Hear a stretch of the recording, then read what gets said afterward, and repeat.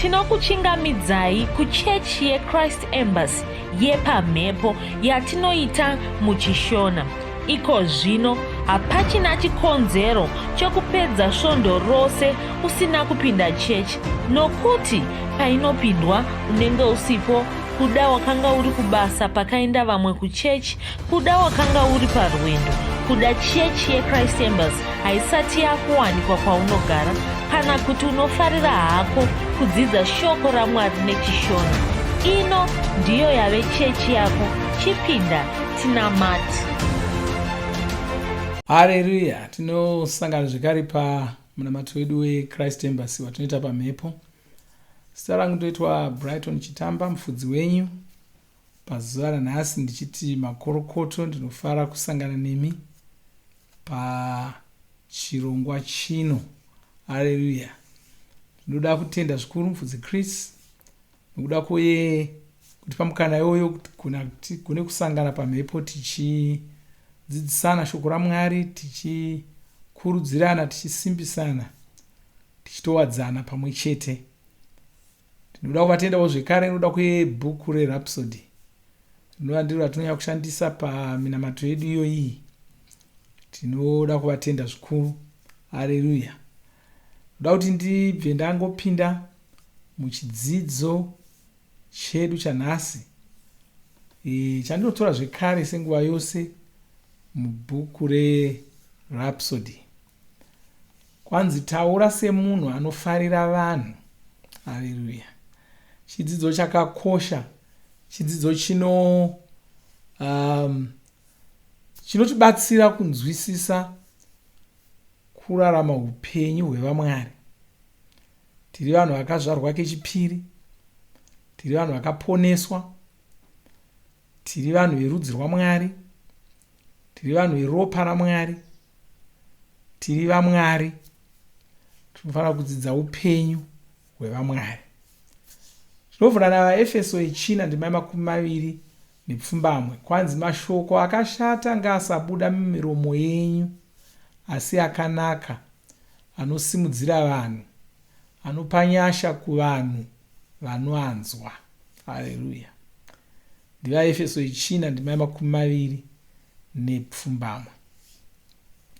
Kwanzi iwe unotaura mashoko akaita sei? Mubvunzo mukuru, mubvunzo waunofanira kufunga pamusoro pawo, mubvunzo waunofanira kudavira, uchizvidavirira wega. Unotaura mashoko akaita sei? Mashoko ako anotaridza kuti unofarira vanhu here, kana kuti anobaya semunondo? Kuna vamwe vanotozvikudza nokutozvirova dundundu kuti ini ndinotaura ndinokupa magara moyo. Haleluya. Kwai ndinokupa nerokufuka nerokuwarira. Vanotozviona, ndo panotori nembiri yavo ipapo. Asi mbofunga pamusoro pazvo. Zvakanaka here? Ngaitirambe tichidzidza tichienda.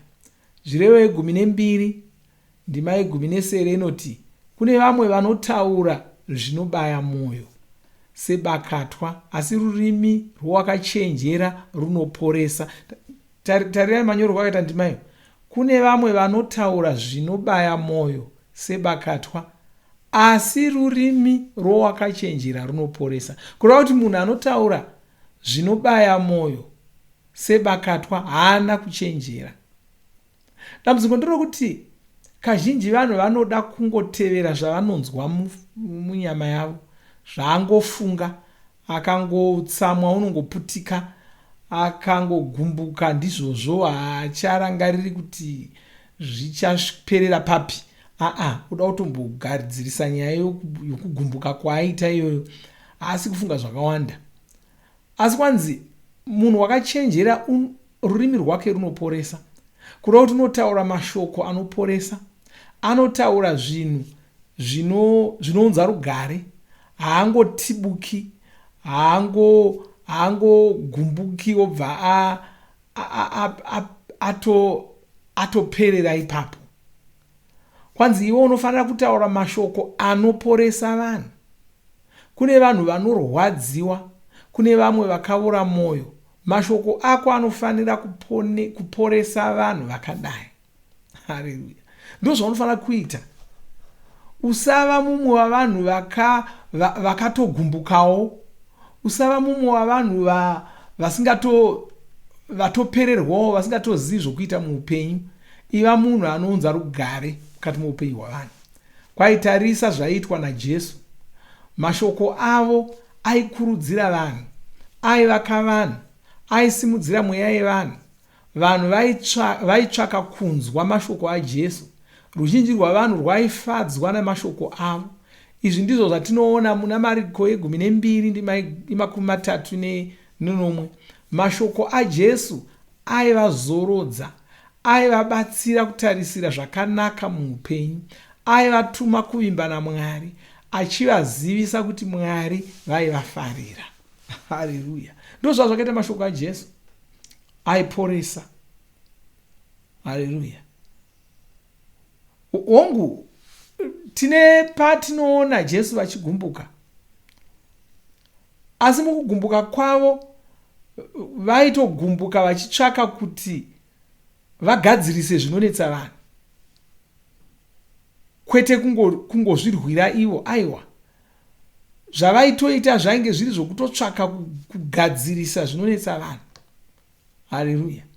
Vakapinda muimba yaMwari ndokuwana vanhu vachitengesa zvinhu vari imomo, ndokusvika ndokubva vokutura zvinhu vachirova vanhu vakanga vachiita misikahwa yose iyoyo. Chii chaitwa? Iyi yanga iri imba yaMwari, ina vanhu vanoda kunamata. Poitawo vanhu vashoma vari kuda kuuya vachikanganisa zvinhu. Jesu vakati aiwa, hatidaro, varova. Varohwa vacho vaitobvapo vakagutsikana kuti asi nesuwo tatanyanya, tatoiteizve. Haleluya! Vanga vagumbukirwa vacho vakatobva vachitoziva kuti tisu tine mhosva, kutoreva kutoti vakatofara. Vaitozodzoka kuna Jesu vaya vachikumbira regero, vachitsvaka kuyanana navo. Upenyu hwavo huchitanga kufamba zvakanaka, rugare ruchiwanda mukati meupenyu hwavo. VaEfeso 3:14 kusvika pandima 10 inoti kuti muponesi vagare mukati menyu nokuda kworuvimbo rwenyu, midzi yenyu ichidzika murudo nekusimbiswa, mugogona kunzwisisa pamwe nevamwe vatsvene vose kuti rudo rwamuponesi rwakafara sei, rwakareba sei, rwakadzika sei, uye kuti rwakakwirira sei. Irwo rudo irworwo rusingagoni kunzwisiswa nepfungwa dzavanhu dzemunhu, uye kuti zvinhu zviya zvinowanikwa muna Mwari zviwanikwewo mamuri zvakakwana. Zvinowanikwa muna Mwari zvinofanira kuwanikwawo mauri. Namo vasingazvinzwisisi izvozvo. Zvinofanira kuwanikwa zvose mauri zvinowanikwa muna Mwari. Zvino Mwari rudo, kureva kuti newevo unofanira kuva nerudo rwaMwari. Kwai zvinowanikwa muna Mwari ngazviwanikwewo mauri. Mwari rudo. Mwari vane ruvengo here? Mwari vane ruchiva here? Haleluya! Mwari vane utsinye here? Unofunga kuti pane pauchamboenda kuna Mwari vakati nhasi ndoda kupa rokufuka nerokuwarira here? Unofunga kuti pane pauchaenda kuna Mwari vakakuti ndoda kumbokupa magara mwoyo here?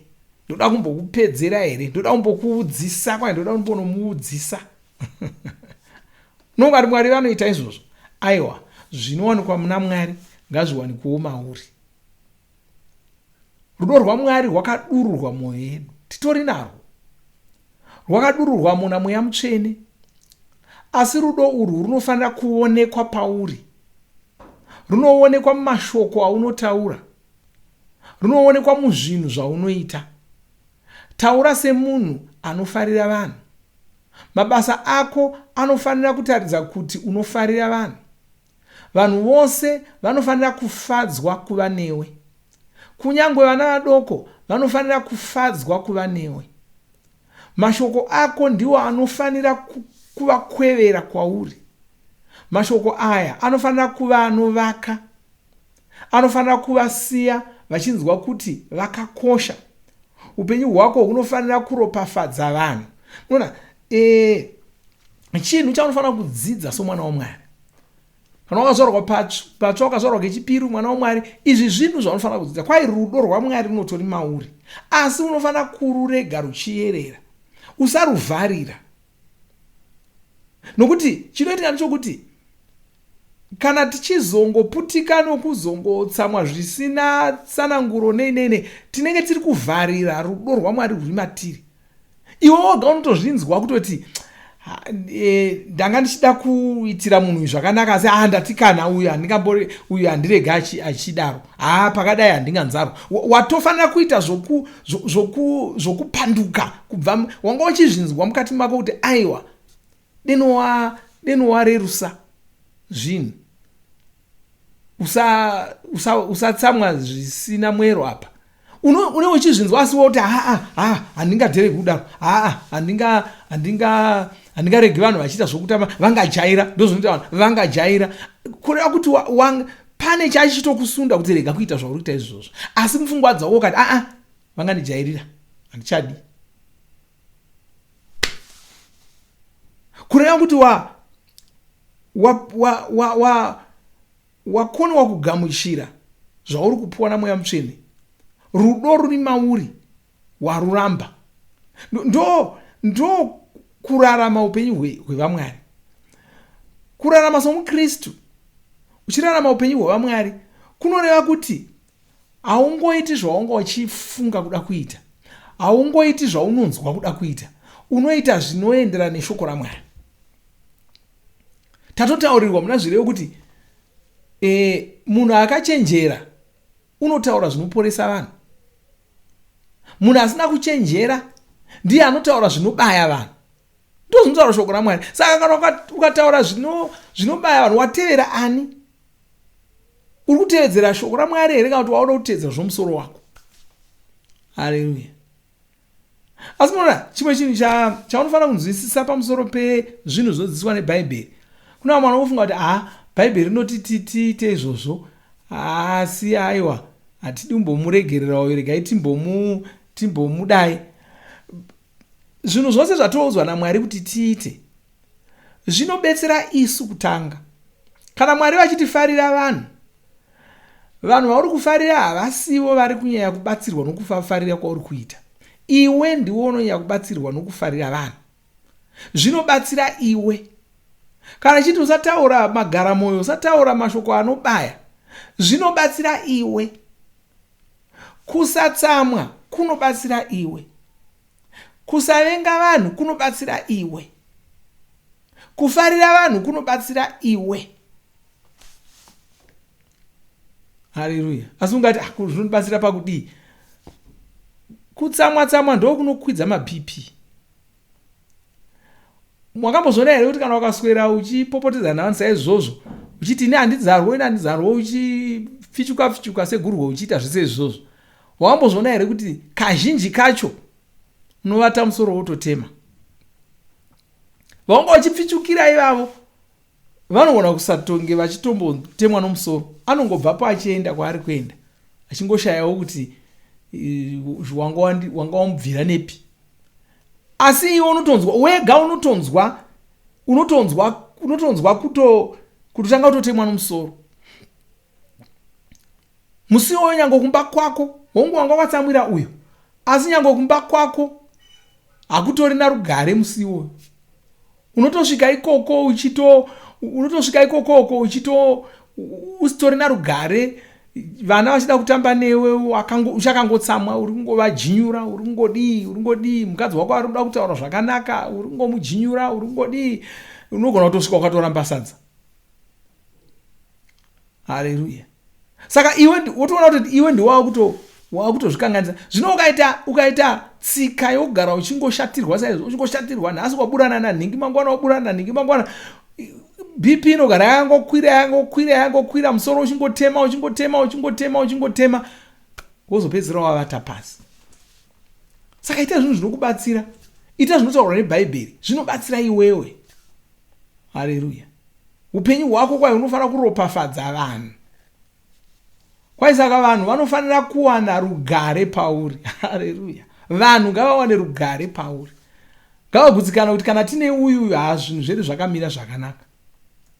vanofanira kugona kufara vari pauri.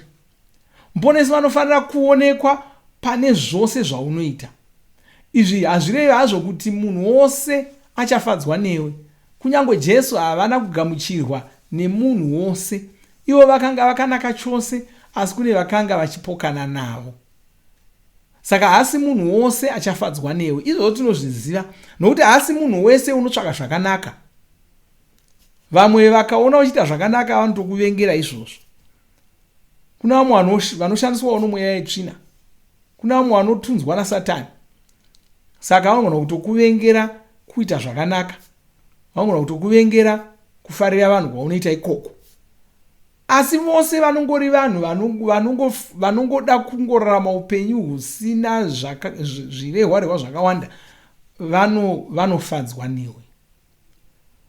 Kwanzi asi izvozvo hazvifaniri kushandura unhu hwako, zvokuti paita vamwe vanhu vasingafadzwi newe hazvifaniri kushandura unhu hwako. Mashoko ako anofanira kuva nenyasha, anofanira kusimudzira vanhu, anofanira kuita kuti vanhu vagutsikane kuti Mwari vanovafarira. Ndizvozvo zvinofanira kuitawo mabasa ako, mabasa unoita. Nokuti vamwe kungotaura, inini handina munhu wandonetsana naye, inini ndinofarira vanhu. Taura semunhu anofarira vanhu. Haleluya. Pane chimwe chandinoona vanhu vachiita mukutaura kwavo, chinova chinhu chandakadzidza mushoko raMwari. Chokuti kana uchitaura pamusoro pavanhu, usataura nenzira inoita kuti vanokunzwa uchitaura vasare vachifunga kuti munhu warutaura nezvake wakashata kana kuti wakapusa kana kuti wakadii. Ndoona kuti itsika ina vanhu vakawanda. Kana uchitaura pamusoro pomumwe munhu vanenge vachingoona sokuti ivo ndo vakangwara, iye ndiye akapusa. Vanhu vakapusa chaizvo. Munhu anotaura saizvozvo. Hakusi kutaura kwomunhu anoziva zvaari kuita ikoko. Chokutanga inhema dzoga dzaunenge uchitozvinyebera idzodzo. Usataura uchidaro. Usataura uchiti chete vanhu havazivi, chete vanhu havanzwisisi. Vanhu havanzwisisi, iwe ndiwe unonzwisisa wega. Haleluya. Amen. Mambozviona kuti vanhu vanongori tsika iyoyo usina zviri kumufambira muupenyu hwake, anenge achingotaura vanhu vese vachiti vanhu vakapusa, vanhu havazivi, ndinovaudza ini. Usataura uchidaro. Usaona sokuti vamwe vanhu vakapusa. Uri kuonerei sokuti vanhu vakapusa? Iwe wangwara waitei? Haleluya. Vanhu havazivi. Dzimwe nguva nyangwe navatungamiriri, dzimwe nguva vanenge vachingonzara, uyu hana zvaanoziva, uyu hana zvaanoziva. Watotarira, watomuona ipo ukataura, iwe ndiwe unoziva zvese, iwe ndiwe unese wakati vanhu. Usataura uchidaro. Taura semunhu anofarira vanhu. Haleluya. Taura semunhu anofarira vanhu. Usangozviona sokuti iwewe ndiwe wakangwara kudarika vamwe vese mapenzi. Unogona kunge wakangwara ndizvozvo, asi hazivi kuti vamwe havanawo kungwara. Saka unotaura zvine rukudzo. Kana vane zvavaresva, unovaudza zvine rukudzo. Aiwa. Hautangi kumudza kuti iwe uri benzi, iwe wakazoda. Unotaura zvakanaka. Maonero ako iwe handiwo maonero andiri kuita. Ndandichifunga kuti ngatidai. Haleluya. Ndandichifunga kuti ngatidai. Chero muri mumba kuda makaroorana, iva namafungiro iwayo, iva namaonero iwayo. Usataura mashoko anorwadzisa. Ndo zvimwe zvinoitika muwaniso. Mamwe vanofunga kuti kungopedza nyaya yacho kungotaura magaramoyo. Akaona sokuti nyaya haisi kumuitira, utanga kutotaura zvitabasa, chete iwe uri benzi, chete iwe wakapusa, chete iwe wakazodai. Chete iwe haufungi. Saka iwe ndiwe unonyatsofunga chaizvo. Wakutozvirevera kanhema ipapo. Iwe ndiwe unonyatsofunga, uye haafungi. Watopedza, ndewati waMwari, wakutoziva zvese. Usazvinyengera uchidaro. Wadii kutaura uchiti maonero angu ndeaya. Muri kutaurirana kuda makaroorana. Ini maonero angu ndeaya. Tadii kuti tidai. Izvozvo ndizvo hazvo, asi zvingangoti kanganisa pamberi apo. Haleluya. Saka ndo chidzidzo chatinacho. Regai tinamate muteedzera mashure mangu munamato iti Baba vandinoda. Ndinokutendai. Makazadza moyo wangu nerudo rwenyu. Makazadza moyo wangu nenyasha dzenyu. Ndinotaura mashoko anosimudzira vanhu. Ndinotaura mashoko anovaka vanhu. Runako rwenyu runoonekwa paupenyu hwangu. Vanondiona vanogutsikana kuti imi munovafarira. Ndiri chiropafadzo kuvanhu vose. Muponesi ndivo vanoonekwa paupenyu hwangu. Muzita raJesu. Amen. Regai tinyengetere. Baba, da kutendai, tokukudzai nokunamatai. Da kutendai nokuda kwomuono muwandanamata naye pazuva ranhasi. Notaura maropafadzo pamusoro poupenyu hwake. Chiti Satani uchina chako mavari, ivo havana chavo mauri. Ndovaropafadza noutano hwakanaka, ndichinyengeterera vose vasiri kunzwa zvakanaka, ndichidzingira kure mweya yese yerwere kubva pavari. Ndinorayira kuporeswa kwemiviri yavo. Ndinomira saJesu iko zvino ndichirayira kuti vaporeswe. Bvuma kuti waporeswa kubva kumusoro iwoyo unotema. Bvuma kuti waporeswa kubva kumusana iwoyo. Bvuma kuti gumbo iroro rapora, haricharwadzi zvekare. Ndinomira saJesu ndichirayira kuporeswa kweruoko iroro, kuporeswa kwebendekete iroro rinorwadza. Muzita ramambo Jesu, Baba, ndirikutendai ndokurumbidzai. Haleluya. Haleluya. Zvakanaka. Regai tiwane nguva yekumborumbidza Mwari, titenda Mwari. Nausina kuzvarwa kechipiri tichanamata newe. Mushure maizvozvo tosangana zvekare musvondo unouya panguva imwe cheteyo tichidzidza shoko raMwari, tichinamata Mwari. Mwari wakuropafadzei. Amen.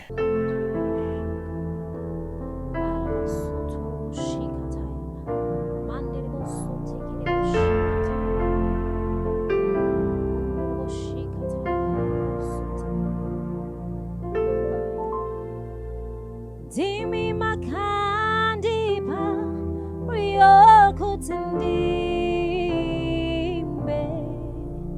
Kutindi korombidze Makandipa Yezui Dimi makandi sonongora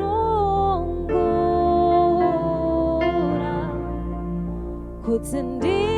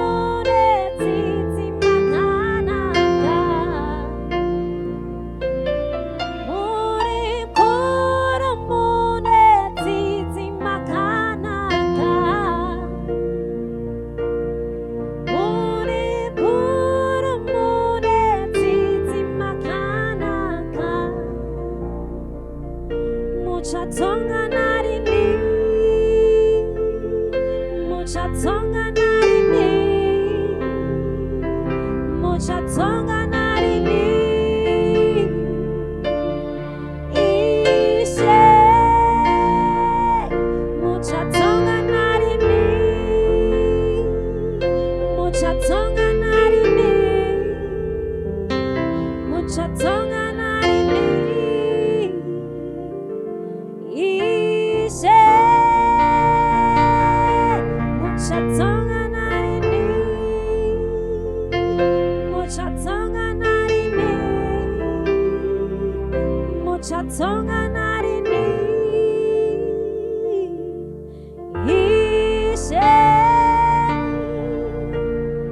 uri mkuru mwenezi makanaka uri mkuru mwenezi makanaka. Tinovimba makomborerwa nemunamato wesvondo rino. Kana manga musati mazvarwa patsva, namatai mumashure mangu, muchidudza, muchirevesa, taurai muchiti, Mwari vari kudenga, ndinouya kwamuri, ndinokoka Jesu kuti vapinde mumwoyo mangu. Ndinokumbira kuti Jesu vatonge upenyu hwangu. Ndinopupura kuti Jesu ndivo vava Ishe wangu. Saka ndinogamuchira upenyu usingaperi mumweya mangu. Ndazvarwa patsva, ndava chisikwa chitsva. Ndinokutendai. Amen. Makorokoto mazvarwa patsva, tinokugamuchirai muchechi yeChrist Embassy. Titumirei zita renyu nekwamunogara. Munogona kutumira iri SMS kana WhatsApp pa 0772 215 kana kutuma tsamba pa shonaror@gmail.com. Muchida kupa mpiro yenyu neEcoCash, rovai namba *151*2*5*58225# motevera zvinenge zviri kutaurwa neEcoCash ipapo. Kana muine nhare dzemazuva ano munogona kushandisa KingsPay kupa mpiro yenyu. Shandisai kodi inoti TNIOG nemavara makuru. Tinoda kukuzivisai zvinotevera. Tinokurudzira kuti musadarikwe nezvidzidzo zveRhapsody. Zvidzidzei kuti shoko riwande mamuri, mugone kumirisana nezvinhu zvinonetsa muupenyu. Tinodavo kuzivisa vane nhare dzeEconet kuti *205# vava kugona kuwana Rhapsody panhare dzenyu kunyangwe musina WhatsApp. Rovai nhare idzi muwane Rhapsody panhare dzenyu zuva rimwe nerimwe.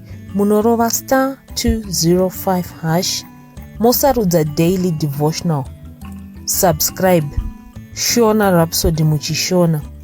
Munamato uno munoubata pa WhatsApp, pa radio, pa YouTube panoti Shona Online Church, pa www.ce-shonachurch.org, nepa vcc.rhapsodyofrealities.org.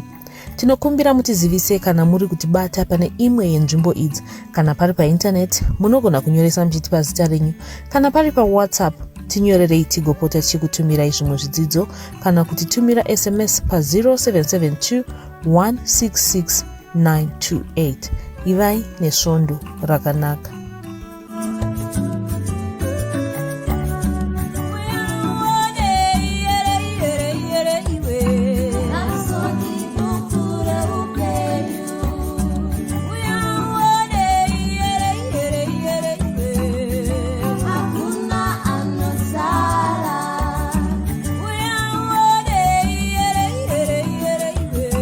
Rhapsody.